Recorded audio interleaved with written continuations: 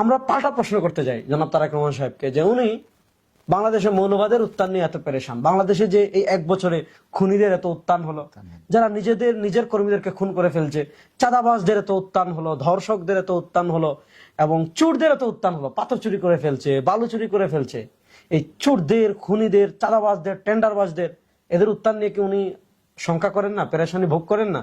ওনার উচিত ছিল যে ওনারা রাষ্ট্র সংস্কারের তফা ঘোষণা দিচ্ছেন। আসসালামু আলাইকুম রহমতুল্লাহ বরকাতুহ।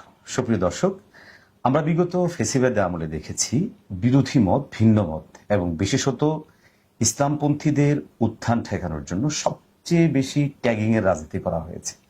ইসলামপন্থীদেরকে চরমপন্থী, উগ্রপন্থী অথবা বিভিন্ন কৌশলে বিভিন্ন শব্দচয়নের মাধ্যমে চেষ্টা করা হয়েছে ইসলামপন্থাকে রোধ করার জন্য।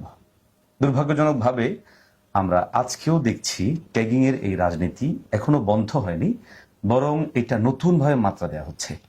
আপনারা নিশ্চয়ই দেখেছেন যে বিগত এক বছরে বাংলাদেশ জাতীয়তাবাদী দল বিএনপির ভারপ্রাপ্ত চেয়ারম্যান জনাব তারেক রহমান একাধিকবার তিনি চরমপন্থার উত্থান এবং মৌলবাদের উত্থান এই দুটো শব্দ বারবার উচ্চারণ করেছেন এবং আজকেও তিনি একই শব্দ উচ্চারণ করেছেন।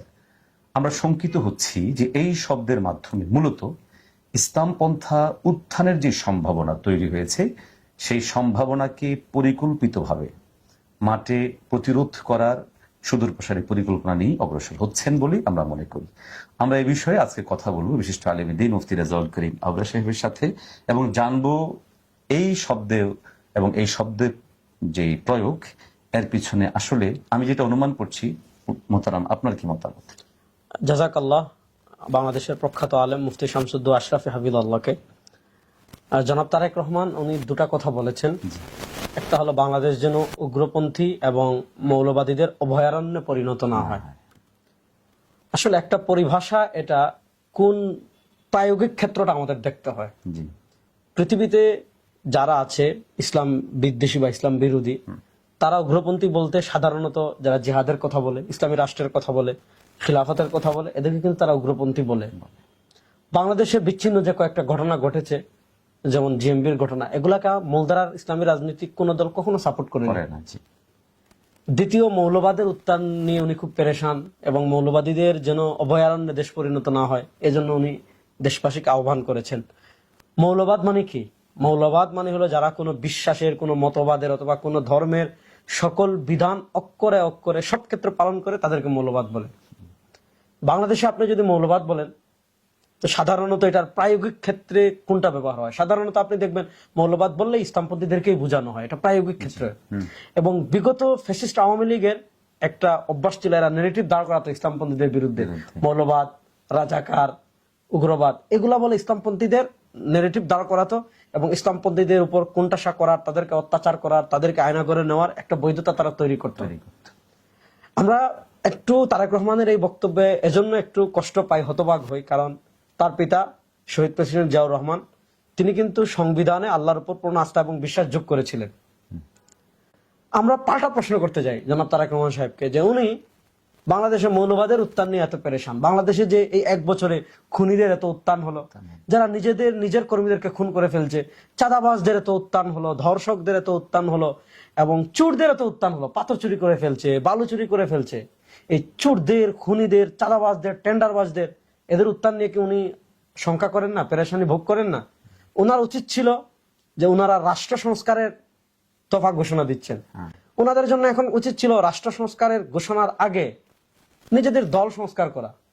কারণ 2024-এর জুলাই আগস্টের গণবিপ্লব এই জন্য হয়েছে যাতে এই পুরাতন আমাদের বাংলাদেশের রাজনৈতিক যে বন্দোবস্ত, মিথ্যাচার, নেগেটিভ দাঁড় করানো, মানুষকে গুম করা, এরপরে হলো মানুষের উপর মিথ্যা অপবাদ দেওয়া, ইসলামপন্থীদেরকে কোণঠাসা করা, অর্থাৎ ধর্মনিরপেক্ষতার নামে কাঠামোগত যে ইসলাম বিদ্বেষ চাষ, এগুলা থেকে মুক্তির জন্যই 2024-এর জুলাই আগস্টের গণবিপ্লব হয়েছে।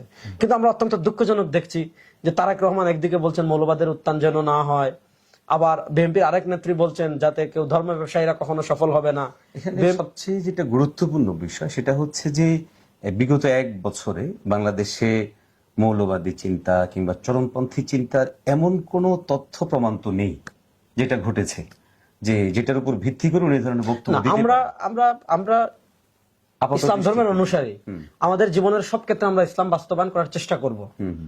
আমরা পারিবারিক ক্ষেত্রে ইসলাম মানবো, সামাজিক ক্ষেত্রে ইসলাম মানি, রাজনৈতিক ক্ষেত্রে ইসলাম মানবো, আমরা রাষ্ট্র পরিচালনা ইসলামকে নেওয়ার সর্বোচ্চ চেষ্টা করব। এটা আপনি আমাকে মৌলবাদী বলেন, কি বলেন, আমাদের কিছু যায় আসে যায় আসে না। না। আমরা ইসলামের কথা বলছি, বলবো, কিন্তু আপনারা যে ওই পূর্বের নেগেটিভ দাঁড় করিয়ে ইসলামপন্থীদেরকে কোণঠাসা করতে চাচ্ছেন এবং দেশে নতুন করে বিভাজন তৈরি করতে চাচ্ছেন, এটা আপনাদের বক্তব্য দ্বারা সুস্পষ্ট।